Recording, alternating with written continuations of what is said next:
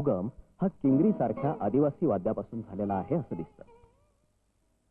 असंच एक वैशिष्ट्यपूर्ण वाद्य म्हणजे घांगळी.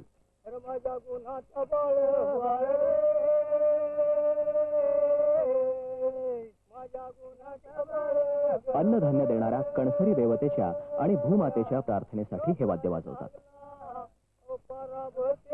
घांगळी हे वाद्य भूमातेनं दिलं असा वारली लोकांचा समज आहे. हे वाद्य वाजवणाऱ्या भगताला घांगळी भगत असं म्हणतात. डाव्या हातानं छातीपाशी घट्ट धरून उजव्या हातानं तारांना छेडून भगत वाद्य वाजवतो तेव्हा त्याला दोन भगत साथ करतात. हे वाद्य बनवण्यासाठी 2 सुकलेल्या भोपळ्यांचा वापर केलेला आहे. दोन्ही भोपळ्यांना जोडणाऱ्या बांबूंवर ताणून बसवलेल्या तारांना छेडल्यावर जो नाद निर्माण होतो त्याच्या तालावर घांगळी भगत भूमातेची प्रार्थना करणारा गाणं म्हणतो.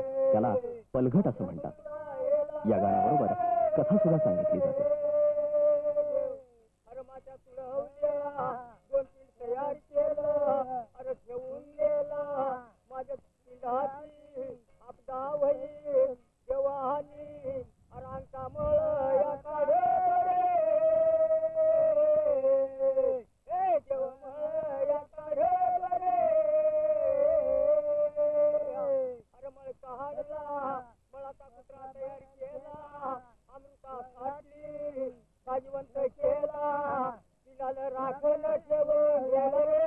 हे वाद्य सजवण्यासाठी मोरपिसे, काचेच्या रंगीत बांगड्या, आरसा आदींचा वापर केला जातो.